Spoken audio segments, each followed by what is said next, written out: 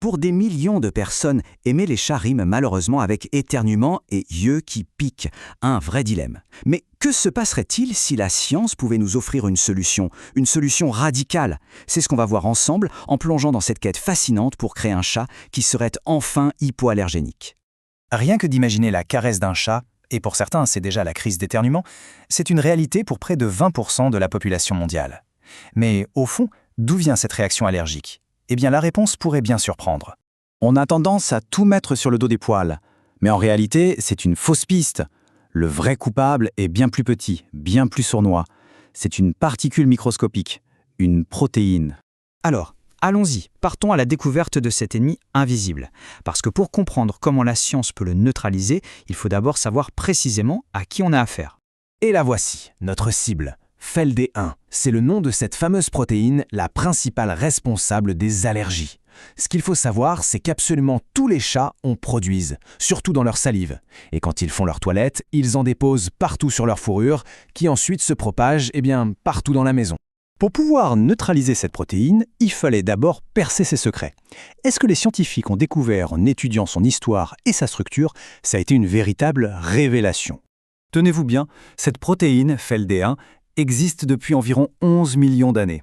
Pourtant, son code génétique est très différent d'une espèce de félin à l'autre. Pour un scientifique, cette grande diversité, c'est un indice énorme. Ça suggère que cette protéine n'est peut-être pas si essentielle que ça à la survie du chat.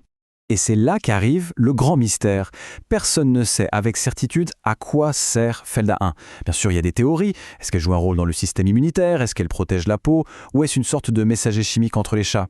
Le fait qu'on ne connaisse pas sa fonction, ça renforce l'idée qu'on pourrait peut-être s'en passer sans causer de tort à l'animal. C'est finalement la structure même de la protéine qui a donné la clé aux chercheurs. Imaginez qu'elle est composée de 2 unités parfaitement identiques. Et chacune de ces unités est elle-même faite de 2 chaînes différentes, la chaîne 1 et la chaîne 2. Et c'est cette architecture en 2 parties qui va tout changer. Et voilà le point crucial. Comme le souligne la professeure Leroy, il n'y a pas un seul gène, mais 2 gènes différents qui fabriquent ces 2 chaînes. Et ça, c'est la révolution.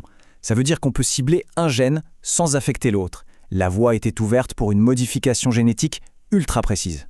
Pour réaliser cette opération de haute précision, les scientifiques ont utilisé un outil qui a littéralement bouleversé le monde de la biologie. Cet outil, c'est CRISPR-Cas9. Oubliez le nom un peu barbare, l'image à retenir, c'est celle de ciseaux moléculaires. C'est un outil incroyable qui permet aux scientifiques de couper l'ADN à un endroit très très précis pour enlever ou modifier un gène. Alors concrètement, comment ça s'est passé? D'abord, les chercheurs ont programmé leurs ciseaux CRISPR pour ne viser que le gène de la chaîne 2. Ensuite, ils ont injecté ces ciseaux dans des embryons de chats. Ces embryons modifiés ont été implantés chez une mère porteuse. Et à la naissance des chatons, des tests ont confirmé ce que tout le monde espérait, la modification génétique avait parfaitement fonctionné.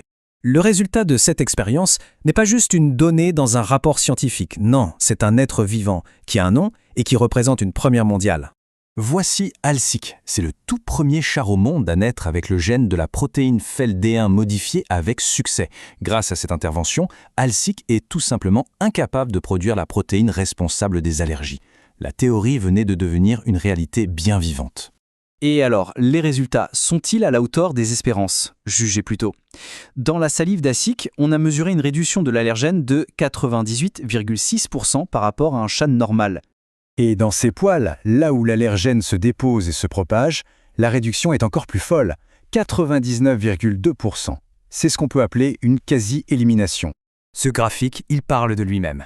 Si on imagine qu'un chat classique a un niveau d'allergène de 100, celui d'Alsic est à peine à 1. Le contraste est juste saisissant. Bon, il y a 2 autres points qui sont cruciaux pour la suite.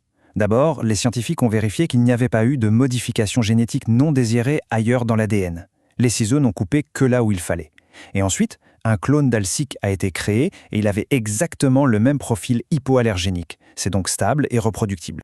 On pourrait penser que l'histoire s'arrête là, sur cette incroyable réussite. Mais en science, une réponse amène souvent de nouvelles questions. Ce n'est pas la fin. C'est le début d'un tout nouveau chapitre. Alors, quelle est la suite? Les chercheurs veulent maintenant s'attaquer à la chaîne 1 pour voir s'ils peuvent supprimer totalement la protéine. L'étape d'après, ce sera bien sûr de voir comment les personnes allergiques réagissent au contact de ces chats et, évidemment, il faut continuer à essayer de comprendre à quoi servait cette protéine à l'origine. Et tout ça nous amène au cœur du dilemme. D'un côté, on a la promesse d'un futur où plus personne ne serait privé de la joie d'avoir un chat à cause d'une allergie. C'est formidable. Mais de l'autre, il y a le risque. On ne connaît pas encore l'impact à long terme de cette modification sur la santé et le système immunitaire des chats. Finalement, cette histoire de chat nous dépasse un peu. Elle nous pose une question qui est bien plus large. Maintenant que l'on a le pouvoir de modifier le vivant pour notre propre confort, jusqu'où doit-on aller ? La réponse n'est pas simple et elle pourrait bien définir une partie de notre avenir.